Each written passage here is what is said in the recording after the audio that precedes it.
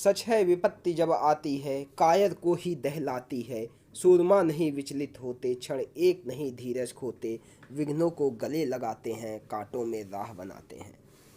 राष्ट्रकवि रामधारी सिंह दिनकर जी ने ये पंक्तियाँ रश्मिरथी में लिखी थी। इन पंक्तियों को चरितार्थ करते हुए सीसीएस कैंडिडेट दिल्ली पहुंच चुके हैं। जी हां, हम बात कर रहे हैं रेलवे ग्रुप डी में हो रही समस्याओं को लेकर। सीसीएस कैंडिडेट ने जब देखा कि उनकी आवाज़ को कोई बोर्ड, कोई रेलवे विभाग नहीं सुन रहा है, तो अपनी इन समस्याओं को लेकर दिल्ली माननीय श्री शिव गोपाल मिश्रा जी के समक्ष पहुँचे। जानेंगे इस वीडियो में पूरी अपडेट। नमस्कार, स्वागत है आप सभी का आपके अपने यूट्यूब चैनल ज्ञान दर्शन पर। जी हाँ, रेलवे ग्रुप डी में हो रही समस्याओं को लेकर रेल एस्पिरेंट्स माननीय श्री शिव गोपाल मिश्रा जी के समक्ष उपस्थित हुए और अपनी सारी समस्याओं को रखा। जानेंगे कौन कौन से मुद्दे माननीय श्री शिव गोपाल मिश्रा जी के समक्ष रखे गए। उससे पहले यदि आप चैनल पर नए हैं तो चैनल को सब्सक्राइब कर वीडियो को लाइक और शेयर जरूर करें। आइए वीडियो में जानते हैं पूरी अपडेट को।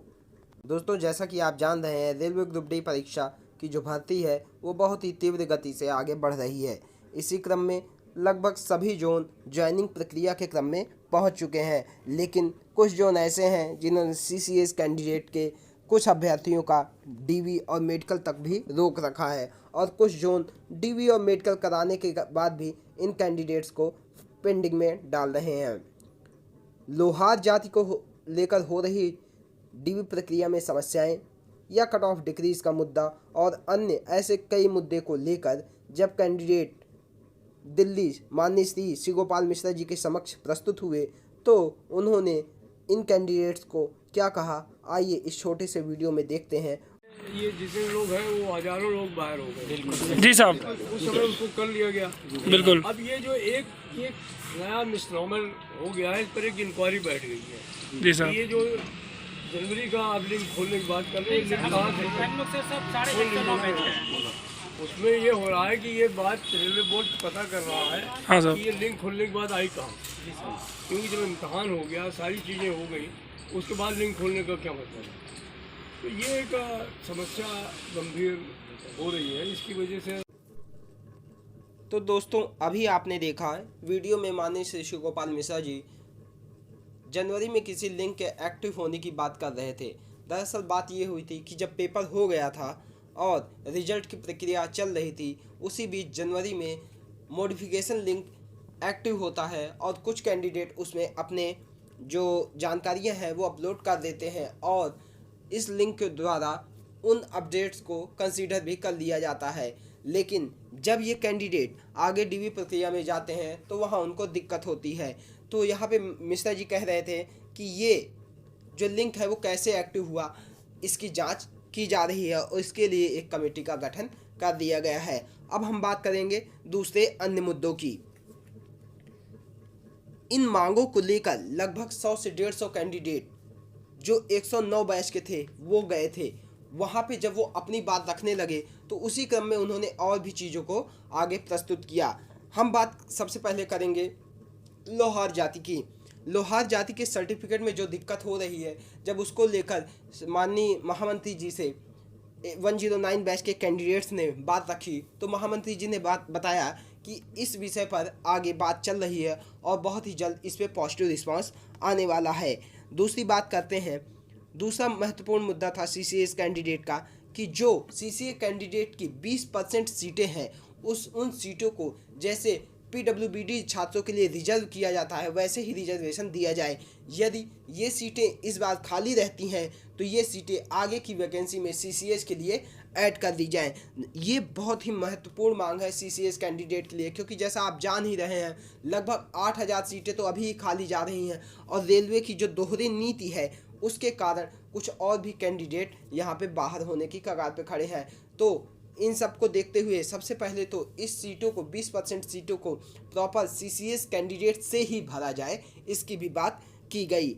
आगे मुद्दा था कि जो कुछ कैंडिडेट ऐसे हैं जो बहुत ही कम नंबरों से रुक गए हैं, क्योंकि रेलवे ने 2/3 और 1/3 का बताया था कि हमने ये ऐड करके दिया है, जिसके कारण कुछ कैंडिडेट रुक गए हैं। उनके कट ऑफ डिक्रीज की जब बात की गई तो महामंत्री जी द्वारा कहा गया हम इस पे विचार कर रहे हैं, आगे जो भी डिसीजन होगा आपके समक्ष आएगा। अब दोस्तों बात करते हैं जो 109 बैच की बात थी। दरअसल इस पूरे जो ये समूह था इसका नेतृत्व सोनू जी कर रहे थे। उनसे जब बात हुई तो उन्होंने बताया कि सभी 109 बैच के ही कैंडिडेट गए थे। उन्होंने अपना मुद्दा तो रखा ही रखा, साथ में अपने साथियों का भी मुद्दा आगे रखा। फिर 109 बैच की जब बात आती है तो वहाँ बताया जाता है कि सर हमने पेपर दिया और ये हमारे साथ हुआ।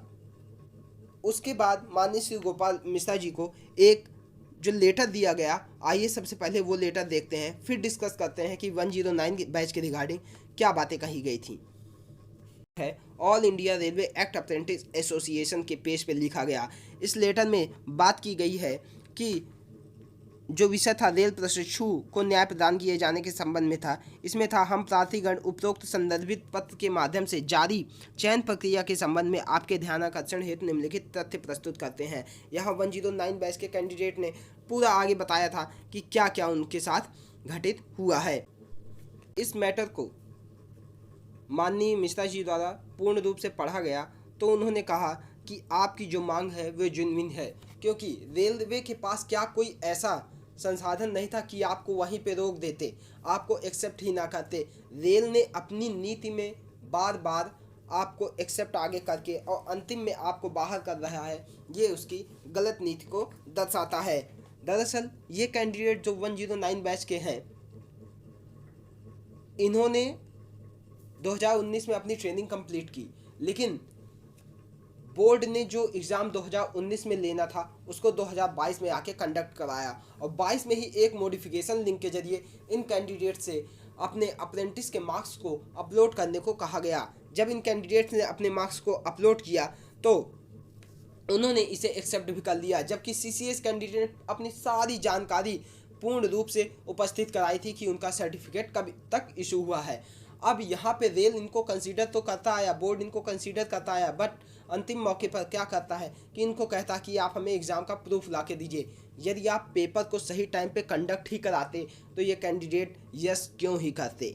4 साल इन कैंडिडेट का आपने भविष्य खराब किया, उसके जिम्मेदार कौन होगा। दूसरी बात, इस बीच जो कैंडिडेट ओवर एज हो गए उनके लिए जिम्मेदार कौन होगा। तो इन सब बातों को जब माननीय श्री गोपाल मिश्रा जी के समक्ष 109 बैच के कैंडिडेट्स ने रखा तो माननीय महामंत्री जी ने बताया कि हम आपकी बात को आगे बोर्ड के समक्ष रखेंगे और जो भी डिसीजन आएगा वो हम जल्द ही आप सभी के समक्ष प्रस्तुत करेंगे। तो सब मिला के इस मीटिंग में जो कंक्लूजन रहा वो ये रहा कि अब माननीय महामंत्री जी द्वारा आप सभी के मुद्दे को आगे रेल बोर्ड के समक्ष रखा जाएगा और यदि आपके मुद्दे को CCS के मुद्दे को प्रॉपर तरीके से आगे रखा गया तो आशा यही है कि पॉजिटिव रिस्पॉन्स ही आपके पक्ष में आएगा। तो 109 बैच के जिन कैंडिडेट्स ने ये सब वहाँ पे जाके अपनी बातों को सामने रखा, वो कैंडिडेट बता रहे थे कि जो रिस्पॉन्स आया है वो पॉजिटिव रिस्पॉन्स ही लग रहा है। अब आइए, अब भविष्य में देखा जाएगा कि क्या उसका परिणाम आता है। इन कैंडिडेट ने 109 का मुद्दा, CCS की कट ऑफ डिक्रीज का मुद्दा और लोहार जाति का मुद्दा और अन्य ऐसे कई मुद्दे वहां रखे और माननीय श्री शिव गोपाल मिश्रा जी ने उन मुद्दों को गंभीरतापूर्वक सुना और उस पर अपने विचार रखे। कंक्लूजन यही निकल रहा है कि हो सकता है इन कैंडिडेट्स के फेवर में भी कोई फैसला आ सकता है। तो उन कैंडिडेट्स को बहुत बहुत बधाई जिन्होंने वहां पहुंच के अपनी मांगों को रखा है और पूरी पुरजोर ताकत से इस मुद्दे को आगे बढ़ाया है। ये सभी कैंडिडेट्स भविष्य में रेल में समायोजित होते हैं या नहीं ये आगे देखा जाएगा, लेकिन इनके जो प्रयास हैं वो बहुत ही कारगर साबित होने वाले हैं। धन्यवाद। वीडियो को ज़्यादा से ज़्यादा लाइक कर चैनल को सब्सक्राइब जरूर करें।